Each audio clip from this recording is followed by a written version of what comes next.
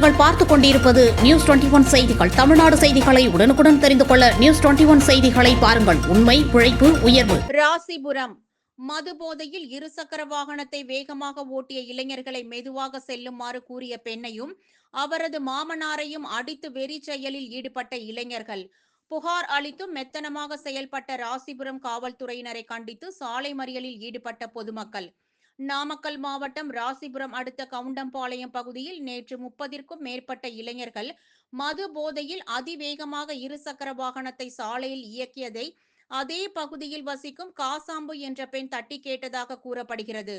மது போதையில் இருந்த 30க்கும் மேற்பட்ட இளைஞர்கள் சம்பந்தப்பட்ட பெண் காசாம்பு மற்றும் அவருடைய மாமனார் சோனமுத்துவை கொடூரமாக தாக்கியதில் பயங்கர காயத்துடன் ராசிபுரம் அரசு மருத்துவமனையில் சிகிச்சை பெற்றனர்.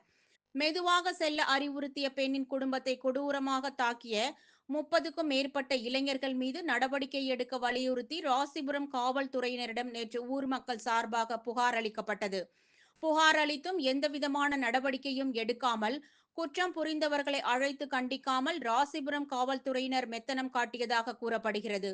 இந்நிலையில் எப்படி எங்கள் மீது புகார் கொடுக்கலாம் என அதே கும்பல் இன்று இரவு திடீரென 30க்கும் மேற்பட்ட இளைஞர்கள் சம்பந்தப்பட்ட பெண்ணின் வீட்டின் முன்பு பயங்கர ஆயுதங்களுடன் தகாத வார்த்தைகளால் பேசி சம்பந்தப்பட்ட குடும்பத்தை தாக்க முயற்சி செய்ததாக கூறப்படுகிறது. நாங்கள் புகார் கொடுத்தும் காவல்துறை நடவடிக்கை எடுக்காததால் 200க்கும் மேற்பட்ட ஊர் மக்கள் சாலைகளின் நடுவே கற்கள் மற்றும் இரும்பு கம்பிகளை போட்டு சாலை மறியலில் ஈடுபட்டனர்.